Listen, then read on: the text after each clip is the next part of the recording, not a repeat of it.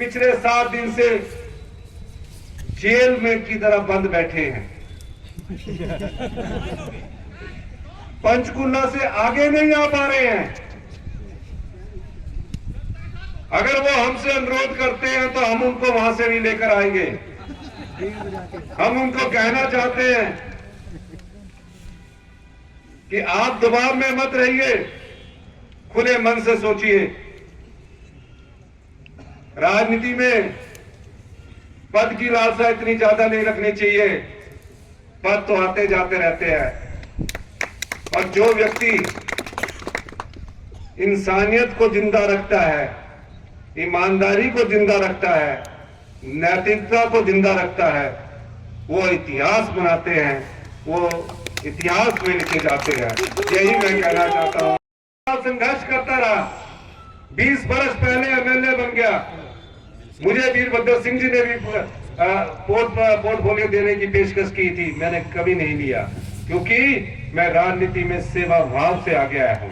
और मैं ये बात इसलिए कहना चाहता हूं, ये कुर्सी कोई मेरी नहीं है, मुख्यमंत्री की कुर्सी कोई मेरी नहीं है। इस मुख्यमंत्री की कुर्सी के हर 5 साल बाद आपको परीक्षा देनी पड़ती है। ये आम लोगों की कुर्सी है।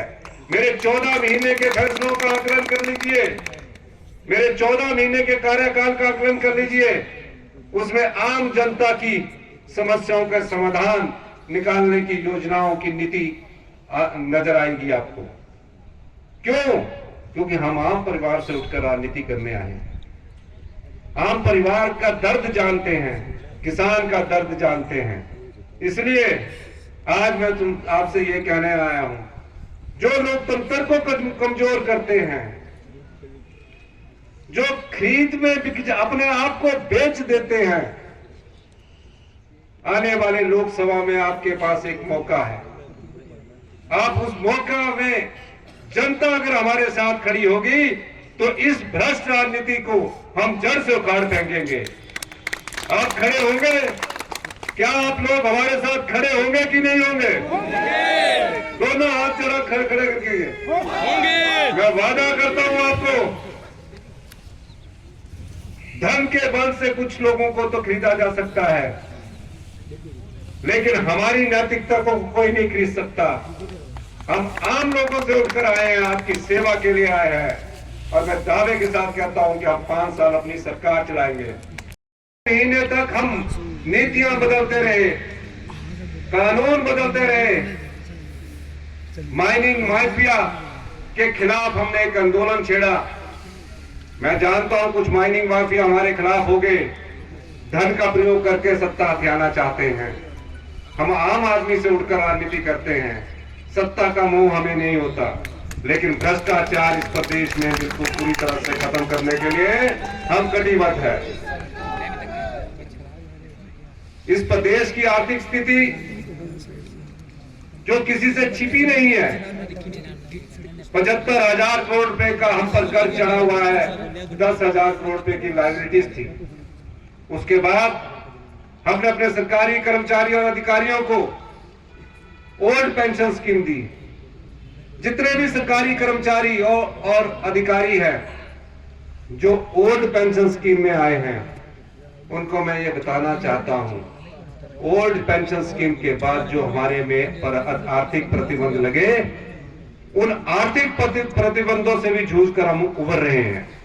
1780 करोड़ रुपए भारत सरकार ने हमारे ओल्ड पेंशन स्कीम देने के कारण काट दिए गए, लेकिन हमने हार नहीं मानी। हमने कहा हम अपने सरकारी कर्मचारी और अधिकारियों को ओल्ड पेंशन स्कीम देंगे ताकि उनका बुढ़ापा सुरक्षित हो सके। ये हमारी सरकार की कटिबद्धता मिलकर मैंने बनाई।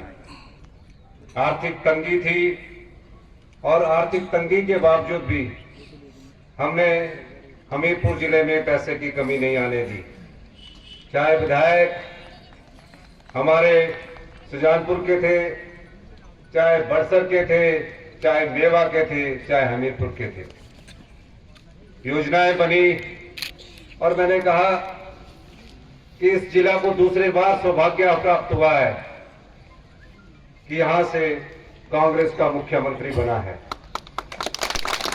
और सब जगह मैं गया, और जो हमारे स्रोत थे उस आधार पर मैंने बजट का प्रावधान किया।